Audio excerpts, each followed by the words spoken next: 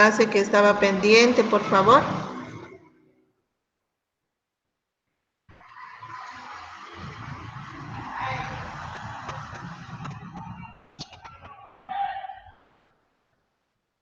Patricia, podemos comenzar, ¿no? Sí, doctora, se puede. Ya. Muy buenas noches, jóvenes, a los que están pudiendo asistir. Mil disculpas por no haber tenido las anteriores clases, pero bueno, ustedes saben que vamos a ser puntuales, no vamos a hablar muchas cosas sobre lo que es la diabetes. Es lo básico que ustedes tienen que conocer, que les va a servir en la vida práctica, en su internado. Entonces, hoy día vamos a hablar sobre lo que es el tratamiento de la diabetes mellitus, independientemente si sea la tipo 1, tipo 2, la gestacional o la de causa conocida. Entonces, hay unas reglas generales que tenemos que hablar de lo que es el tratamiento de la diabetes, ¿ya? La próxima, por favor. Esto. Entonces, cuando les pedí, por ejemplo, que hagan los mapas mentales o los mapas conceptuales, es así como quiero que los hagan jóvenes, ¿ya? No muchas palabras, porque uno mismo se marea al hacer tantas palabras, ¿no? Entonces, están viendo aquí cuál es el tratamiento. Entonces, son 5 pilares en el tratamiento. ¿Cuáles van a ser? Y así es como se van a hacer las preguntas en el examen, ¿ya? Los pilares van a ser la educación del paciente, el tratamiento no farmacológico, el tratamiento farmacológico, la prevención de los factores de riesgo y la prevención en el tratamiento y en las complicaciones. Bueno, cuando hablamos de educación, un ratito todavía, cuando hablamos de educación, este es el pilar fundamental para el paciente, ¿ya? Porque si un paciente no sabe su enfermedad, no comprende su enfermedad, obviamente no va a poder hacer ni el tratamiento farmacológico, ni el tratamiento dietético, absolutamente nada. Entonces es fundamental la educación, educar al paciente sobre la enfermedad, sobre las complicaciones, decirle cómo es el tratamiento, que es a largo plazo, porque generalmente el médico le da un tratamiento por un mes y el paciente termina el tratamiento y ahí lo deja y piensa que se sanó. Y no es así. Ustedes saben que la educación es fundamental, ser claros con el paciente qué significa la diabetes y qué va a llevar a cabo durante su tratamiento, ¿ya? El tratamiento no farmacológico, ¿a qué se va a referir? Y esta es una pregunta, ténganlo bien en cuenta. ¿Qué significa tratamiento no farmacológico? Dieta y ejercicios. La dieta generalmente nosotros vamos a referir con un nutricionista en cuanto a carbohidratos, en cuanto a grasas, cuánto de vegetales, qué tipo de azúcares tiene que consumir, etcétera. Sin embargo, ustedes saben que al principio el paciente no va a ir necesariamente con un nutricionista, entonces somos nosotros que debemos educar al paciente sobre cuál va a ser la dieta y él también se siente mucho más comprometido cuando el médico le da incluso una dieta, ¿no? Le dice esto va a comer, esto no va a comer. Entonces ahí está el tratamiento no farmacológico, la dieta y el ejercicio. Eso corresponde al tratamiento no farmacológico. Entonces cuando se les pregunte en qué consiste el tratamiento no farmacológico de la diabetes, la respuesta será pues la dieta y el ejercicio, ¿no? El ejercicio obviamente va a ser de acuerdo a cada persona, porque personas que nunca han hecho ejercicio no pueden de pronto ir al gimnasio, hacer natación, nada de eso. Tendrá que adecuarse de acuerdo al estilo de vida de los pacientes. Cuando hablamos de tratamiento no farmacológico, también hablamos cambios en el estilo de vida, ¿no? Entonces, traten de tener esto presente como pregunta y como conocimiento general. Cuando hablamos de tratamiento no farmacológico, estamos hablando de dieta y ejercicio, y eso significa estilos de vida.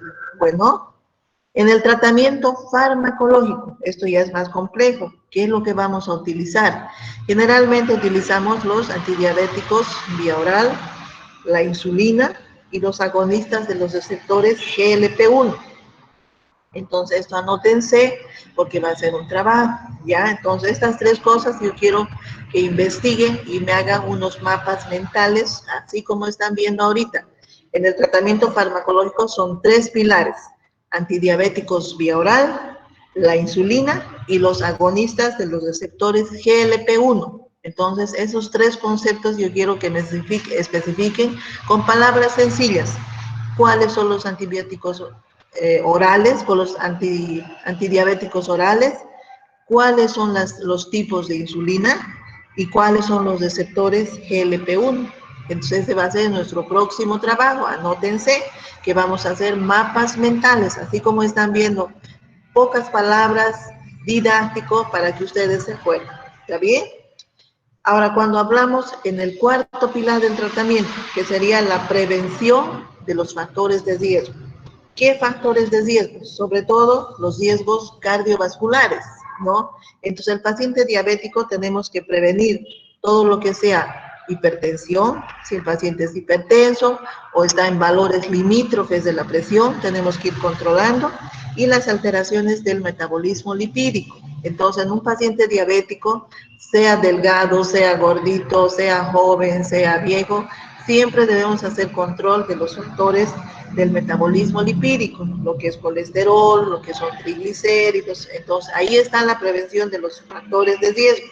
Otra cosa y otra pregunta que va a ser en el examen: en todo paciente mayor de 40 años y que tenga riesgo cardiovascular, se debe utilizar las estatinas siempre, independientemente de que tenga colesterol, triglicéridos elevados, se los debe utilizar, ¿ya? Entonces, esta es una pregunta de examen. Jóvenes, por favor, anótense, mayor de 40 años y con un factor de riesgo cardiovascular, debemos utilizar estatinas, ¿ya?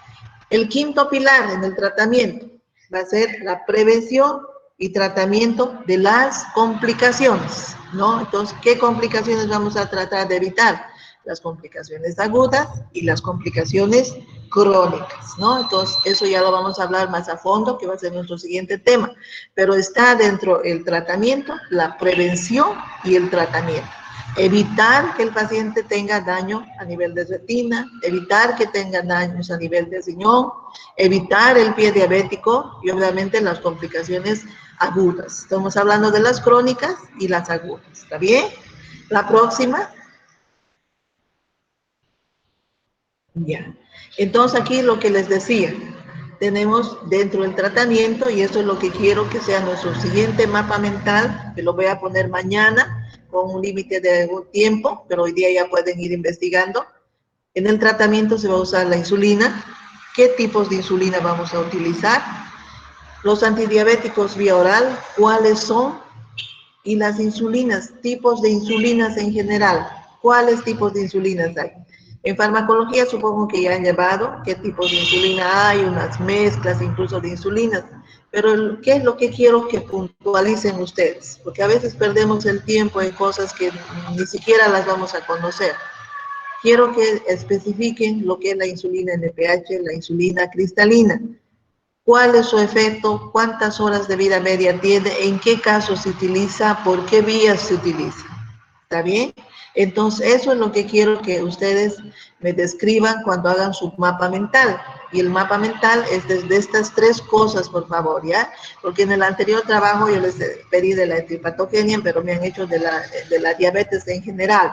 Entonces, yo quiero que sea de la insulina, con qué tipos de insulina tenemos, en general, mencionarlos, los antidiabéticos orales, cuáles son, a qué nivel actúan, y dentro de la insulina, quiero que especifiquemos la NPH y la cristalina, en su tiempo de acción, en su vía de administración y en qué casos se va a utilizar, ¿ya? Entonces estamos viendo que estos medicamentos se van a usar en la tipo 1, en la tipo 2, los orales generalmente, y obviamente cuando existen las complicaciones se va a utilizar, independientemente sea tipo 1 o 2, la insulina. ¿Está bien? La próxima, por favor. Aquí hablábamos criterios para ver cómo está el metabolismo glucídico o de la glucosa y criterios del metabolismo lipídico. Tenemos en el tratamiento unos objetivos. No es solamente mantener la glicemia a control, sino también tenemos otros criterios de mantener el paciente compensado. Dentro de eso está la hemoglobina glicosilada, que es otro factor que nos va a decir si el paciente está o no está yendo bien en el control metabólico que se le está haciendo, ¿ya? Entonces, ¿cuál es nuestro objetivo cuando hacemos el tratamiento para el paciente? Independientemente si usa insulina o usa antidiabéticos orales, mantener una hemoglobina glicosilada menor a 7%. Entonces, esta también es una pregunta de examen, ¿ya? El examen yo pienso que va a ser súper sencillo si las personas están asistiendo, si las personas están tomando atención y se están revisando estos pequeños gráficos que les estoy haciendo, ¿ya? No soy mucho de hablar ni mucho de escribir, pero aquí donde les estoy escribiendo, estos mapas mentales, esas sí o sí son preguntas, porque es un resumen de lo que nosotros debemos saber, ¿ya? Los criterios del metabolismo lipídico. ¿Se acuerdan que hemos hablado que en el paciente no es solo controlar la glicemia, sino también colesterol, triglicéridos, todo lo que sea metabolismo lipídico? ¿Cuál es nuestro objetivo en el tratamiento? Mantener un colesterol total menor a 200 miligramos, ¿ya? Entonces es una pregunta, tienen que saberla, porque cuando entren al internado, cuando hagan su control de consulta externa con los pacientes, sea en Bolivia, sea en Brasil, esto tienen que saber. Dentro del colesterol existen las fracciones, LDL, HDL, usan siglas en inglés. Low density lipoprotein, high density lipoprotein, lipoproteínas de alta densidad y de baja densidad. Entonces, dentro de la LDL, por ejemplo, nuestro objetivo es que ella esté menor a 70 miligramos por decilitro. La HDL es que esté mayor a 40 en el varón y mayor a 50 en la mujer, ¿ya? Entonces, estos valores, por ejemplo, sí o sí debemos saberlos. Los triglicéridos tienen que estar máximo en 150 milímetros, ¿ya? Entonces, estos son los criterios para decir que mi paciente está bien o tengo que hacer el tratamiento no solamente con la insulina o con los antidiabéticos orales, sino también tengo que usar las estatinas, los subastatinas, lo que sea necesario para que estos criterios del metabolismo lipídico se cumplan, ¿ya? La próxima. La próxima, por favor. Ya. Entonces aquí les estoy dando, por ejemplo, lo que quiero que ustedes lo desarrollen, ¿ya? Les había hablado que existen varios tipos de insulinas, pero ¿cuáles yo debo conocer como médico general, como clínico general, como médico internista? La NPH y la cristalina. ¿Qué tengo que saber de estas dos insulinas? ¿En qué casos las voy a utilizar? ¿Cómo las voy a utilizar? Entonces yo les daré a grandes rasgos, por ejemplo, cuáles son las más utilizadas en la emergencia.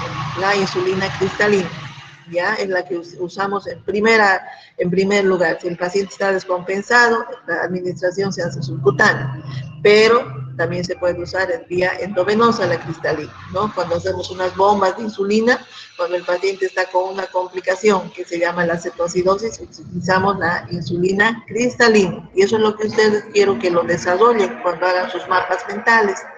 La NPH se utiliza también en los pacientes ambulatoriales, en la consulta, y también se utiliza en los pacientes internados para hacer un esquema basal bolo que se llama, donde hacemos unas mezclas de NPH y de cristalina. Bueno, eso es lo que quiero que desarrollen. Y dentro de los fármacos orales están los hipoglicemiantes, que son los que van a bajar el azúcar, y los antihiperglicemiantes, o sea, son diferentes, ¿no? Una glibenclamida es diferente a una metformina, tienen acciones diferentes. ¿Qué hace la glibenclamida? Va a aumentar la secreción de insulina. ¿Y qué hace la metformina? Aumenta la sensibilidad de los tejidos a la insulina que todavía el paciente tiene. Entonces, eso es lo que yo quiero que lo pongan en sus mapas mentales. Entonces, estamos viendo, son cosas sencillas que ustedes las van a desarrollar, pero así como les estoy dando, con imágenes, con pocas palabras, ¿no? Algunos me han hecho unos mapas conceptuales, pero muchas líneas. Yo no las entiendo, ustedes no sé si las entenderán. Entonces, lo que yo quiero es que sean así, claros, concisos, pocas palabras, para que en el examen también se puedan expresar y no haya confusión en conceptos, ¿ya? Sobre esto es que van a hacer sus mapas mentales, sobre la insulina y los fármacos orales, qué efectos tienen, a qué nivel actúan, cuáles son, pero la insulina quiero que describan sobre todo la NPH y la cristalina. ¿Está bien? La próxima, por favor. Pasamos la próxima. Ya. Esto es maravilloso, esta parte de las complicaciones. ¿Se acuerdan que uno de nuestros objetivos en el tratamiento era evitar las complicaciones? Tratar y evitar, o sea, hacer la prevención de las complicaciones y cuando existan las complicaciones, tratarlas, ¿no? Entonces, ¿qué complicaciones tenemos? Y esta es pregunta de cajón. Tienen que saber, ¿no? Complicaciones agudas, ahí está abreviado, se abrevia a nivel internacional, no es una abreviación mía ni personal, ni solo en Bolivia, es una abreviación internacional. Entonces, dentro de las complicaciones agudas están la cetoacidosis diabética, que se abrevia como CAD, está el síndrome hiperglicémico hiperosmolar, que es otra complicación, la acidosis láctica y las hipoglicemias, ¿no? Las hipoglicemias severas. Yo le tengo más temor a una hipoglicemia que a una cetoacidosis, sinceramente, ¿no? Entonces, esas son las complicaciones agudas, ¿ya? Quiero que hagan sus mapas mentales, pero no de todas, ¿ya? Quiero que me hagan su mapa mental, sobre todo de lo que es la cetoacidosis diabética y de la hipoglicemia. Entonces, anótense, jóvenes, vamos a hacer mapa mental de lo que es la cetoacidosis, el CAD y la hipoglicemia, solamente. Pero por cultura, ustedes tienen que saber lo que significa un síndrome hipoglicémico hiperosmolar y una acidosis láctica, ¿ya? Pero mapa mental va a ser de la cetoacidosis y de la hipoglicemia, ¿ok? Complicaciones crónicas, que también debo saberlas, ¿no? Entonces, están sobre todo a nivel de lo que es la microvasculatura y la macrovasculatura. Grandes venas, grandes arterias, pequeñas venas, ¿no? Entonces va a atacar sobre todo a lo que es los glomérulos y va a producir las nefropatías, va a afectar la parte nerviosa y estaría atacando lo que se llaman las neuropatías, las retinopatías porque afecta los vasos pequeños a nivel de la retina, y el pie diabético, que es una mezcla de lo que es inervación e irrigación. Y obviamente se va a producir lo que es el pie diabético. El paciente pierde la sensibilidad, se hacen lesiones a nivel de tejidos superficiales, el paciente no siente y las heridas van siguiendo su curso, ¿no? No hay una buena irrigación, cualquier pequeña infección se va a complicar mucho más. Entonces, estas complicaciones crónicas quiero que las hagan también en mapa mental, pero ¿cuáles sobre todo? Porque son bastante áridas las complicaciones. Entonces quiero que me hagan su mapa mental, acuérdense de lo que es la nefropatía y de lo que es el pie diabético,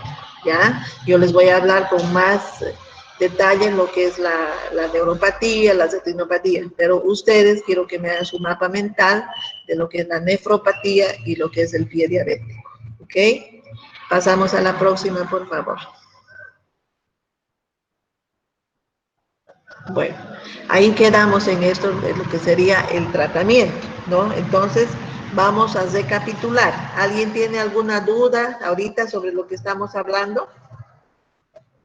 ¿Se ha entendido? ¿Ha pasado muy rápido? ¿Algún comentario? Bom, só uma dúvida que eu tenho, né, que creio que tienen 3 mapas mentales que hay requisitado para nosotros. Sí, sí, sí. Uno de las insulinas, otro de las complicaciones y uno primero que les dije en lo que es los fármacos, ¿no? La insulina, los antidiabéticos orales y los agonistas del receptor GLP-1, ¿sí? Breves, Fer, no con muchas palabras, ¿ya? Si pueden hacerlo, si es a mano, tiene que ser con letra de molde y con letra grande, ¿ya? Porque me han mandado en hojas, yo entiendo que lo han hecho ellos a mano, todo eso, pero la letra muy pequeña, entonces no da para leer tanta cosa, ¿no? Entonces, cuando hablamos de mapa mental o mapa conceptual, son pocas palabras, tiene que haber más gráficos, así como yo les he mostrado, ¿no? Claro, conciso, breve y que la persona no se canse de verlos, ¿no? Porque es rápidamente que uno tiene que darse cuenta de lo que está haciendo. Por ejemplo, si yo hubiera estado en la clase y estuviera de alumna, por ejemplo, ¿qué hubiera preguntado? ¿no? Hemos dicho que cuando hablamos del metabolismo glicémico, queremos mantener una hemoglobina glicosilada menor a 7%, ¿cierto? Pero también yo quiero saber cuánto debo mantener la glicemia en un diabético, ¿no? A cuánto yo tengo que bajar su glicemia, ¿no? Porque hay algunos que quieren que llegue a 60, 70, ¿no? Nuestro objetivo es que esté por lo menos menor a 130 en ayunas, ¿ya? Entonces hay pacientes que llegan a 120, a 140 y uno se desespera, ¿no? Entonces, que baje a 130 está bien controlada esa diabetes. Y obviamente también el tratamiento va a depender de qué persona estoy viendo, porque no es lo mismo que voy a tratar un diabético, sea tipo 1, tipo 2, gordito, un paciente de la tercera edad. Generalmente la diabetes a veces ataca después de los 60 años también, ¿no? Entonces no voy a pedirle que la persona de 60 años mantenga glicemias menores a 130, a 120, ¿no? Entonces tendré que adecuar mi terapéutica para que sea lo mejor para el paciente también, ¿no? En un anciano, por ejemplo, la hemoglobina glicosilada voy a intentar mantenerla en menor a 8, ¿no? Ya en un joven será menor a 7. ¿Entendido?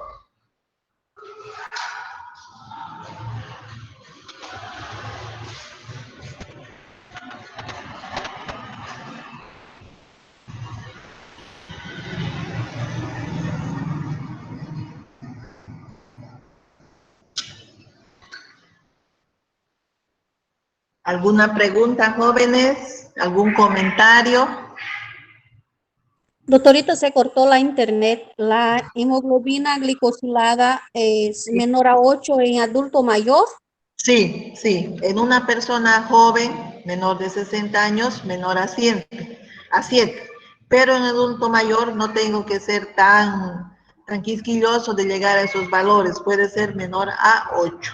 ¿Ya? Entonces, tiene que verse también qué tipo de paciente es. El anciano generalmente ya no tiene una buena dentadura, no se alimenta bien, generalmente están bajos de peso, entonces no puedo ser tan exigente en cuanto a los valores tanto del metabolismo glicémico como del lipídico, ¿ya? Entonces no se olviden que esas preguntas que les he dicho que se van a entrar en el examen, sí o sí van a entrar, ¿no? Lo que es el metabolismo glicémico, lo que es el metabolismo de colesterol, a qué valores yo quiero llegar más o menos, debo controlar en todo paciente mayor de 40 años y que tenga factores de riesgo, como son la hipertensión, la obesidad, más si fuma, sí o sí debo usar estatinas, ¿sí?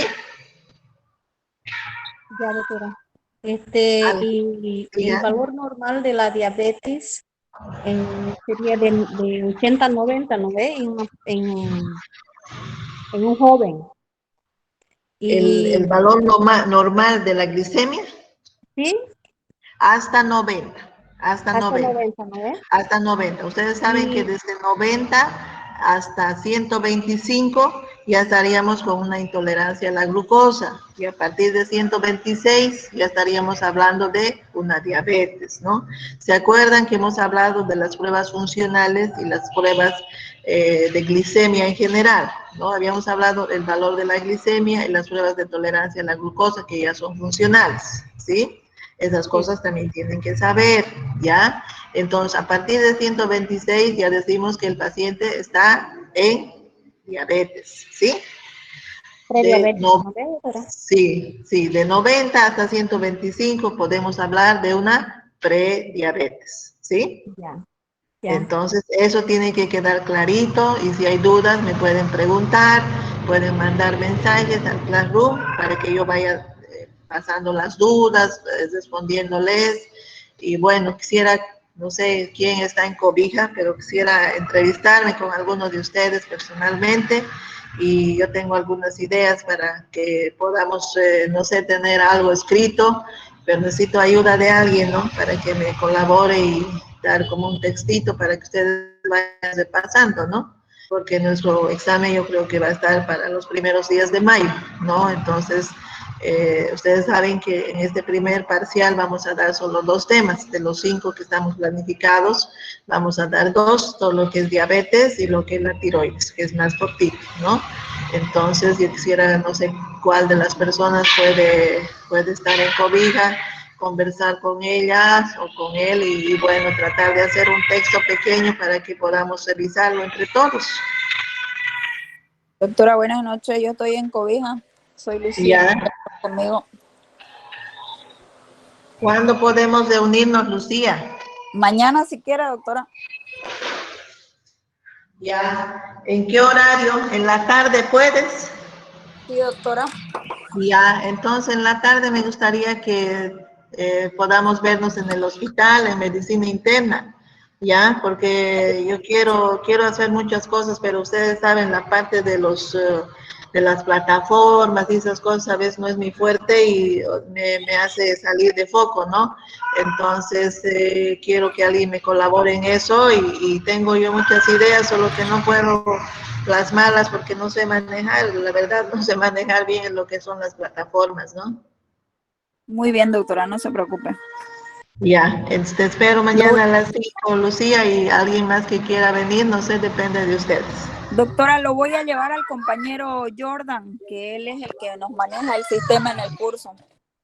Ah, ya, que venga, así me ayuda, les digo lo que yo quiero hacer y me colaboran para poder un poco más ampliar las cosas. Quiero hacer un texto o algo grabado para que ustedes lo vayan leyendo o escuchando cada vez y sepan lo que yo quiero que sepan, ¿sí?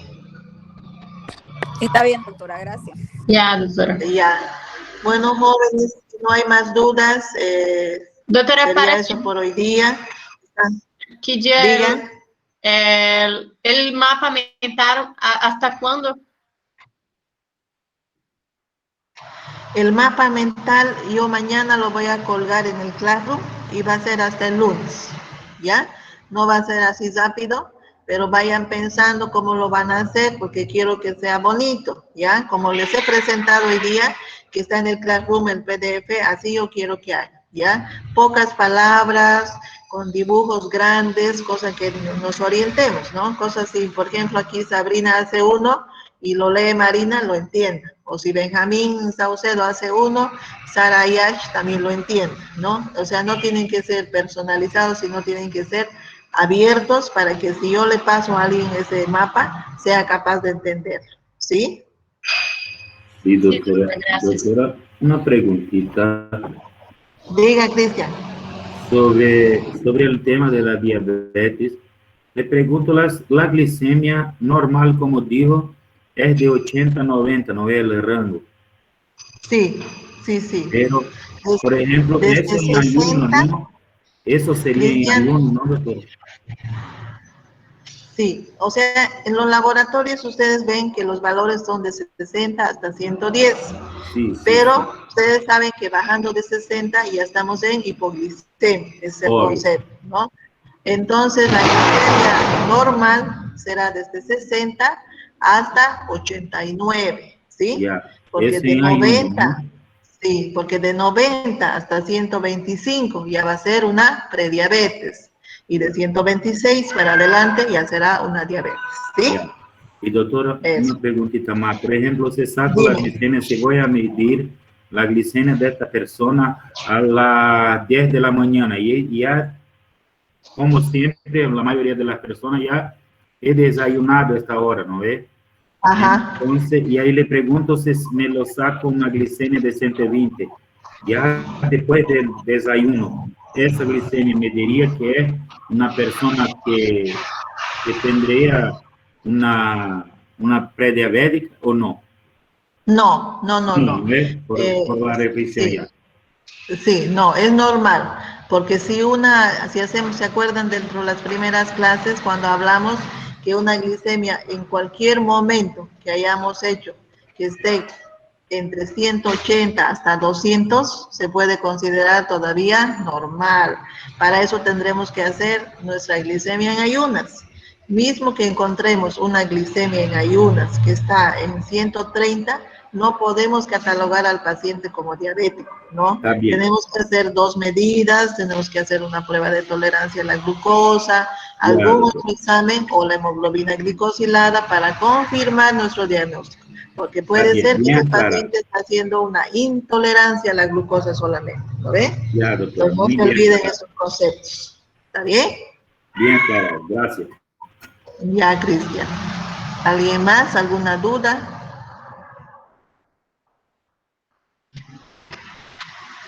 Parece que no. Estamos yendo lento porque es un tema bastante fuerte, bastante pesado y que deben saberlo, ¿no? De nada sirve que yo conozca los tipos de insulina, lisfros y mezcla de esto con aquello si no sé lo básico. Y lo que yo quiero es que sepan lo básico, que si me viene un paciente con glicemia de 59, yo sepa que esta es una hipoglicemia, ¿no?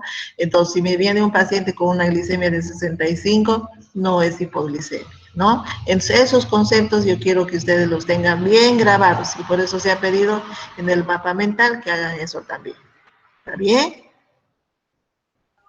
Ok, doctora. Muchas gracias, doctora. Ya. Bueno, jóvenes, les dejo. Si no es esta noche, mañana temprano yo voy a poner las tareas, pero van a tener tiempo hasta el lunes, ¿ya? O sea, vayan craneando cómo van a hacer sus mapas, revisen ese PDF que está en el Classroom que he dejado y vean que así yo quiero que hagan, ¿ya? Bonito, ordenado, incluso ustedes que manejan más las cosas de computación lo van a hacer mucho mejor, yo creo que sí. ¿Está bien? Gracias, doctora. Está bien, doctora. Bueno, les dejo, jóvenes. Buenas noches. Hasta luego. Buenas noches, doctora. Buenas noches. Doctora, hasta luego.